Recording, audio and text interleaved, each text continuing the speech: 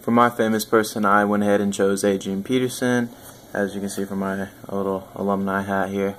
I'm going to basically talk about what he did to become the athlete he is today, and how humble he is off the field with all his endorsements and fundraisers and anything he does to be the person he is today. To start off with, what he did to be the athlete he did. It all started with Little League. Like, at first he didn't know what he wanted to do. He went back and forth with it, and then a little bit older, as he got around junior high, he understood that football is his game, so he stepped it up by busting his butt in the gym, doing the extra sprints, extra laps that no other kids were doing, to make him the better athlete on the field. When it came to high school, he dominated the field. He was the best player on his team, best player in the nation, actually. He was #1 coming out of high school. And as recruitment goes, he was as I said, he was the #1, and he had every college in the whole nation wanting him, really. Just all the top schools you can think of in nowadays world, for like always top 10, that they all wanted him. And he so happened to be in Oklahoma, and he chose what I'm wearing.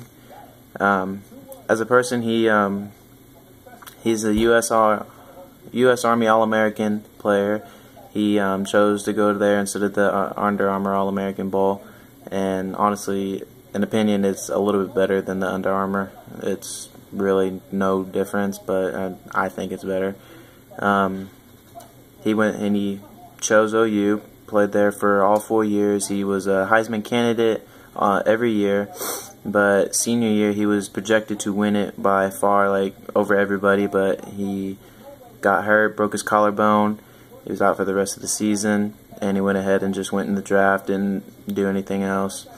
After that, he just took that, and it was just a smart thing to do rather than take a medical redshirt and come back.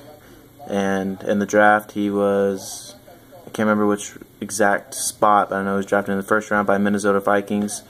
And as of now, he just passed the 10,000-yard mark yesterday, which is making him on the verge of being the greatest running back of all time. He's still got another 9,000, I think, to go, but he's at his age and the rate he's going at, he will be the greatest ever, I believe, and most other people do too. Endorsement-wise, he has the EpiPen Foundation, and it's like a little charity thing. It's for a lot of stuff that if you get sick or something like that, for kids who are sick and everything. He really spends a lot of time there helping children out, because he was there once, and he really thanks them for saving his life, and now he's a big endorsement to them. His biggest one he has and best known for is Nike.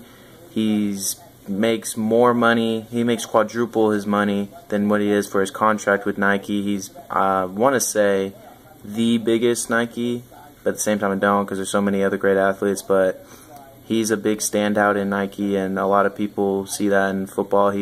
That's all he wears. And his biggest foundation would have to say his All Day Foundation, which is something he started on his own.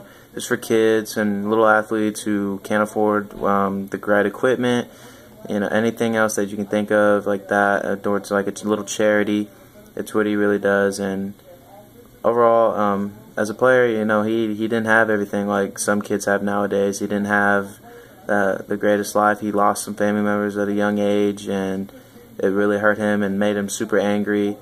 But he did the smart thing and went ahead and turned it into all his feelings on the field, and as he quotes, it makes him a better player, and he feels a lot better once he lets it out all on the field by his play.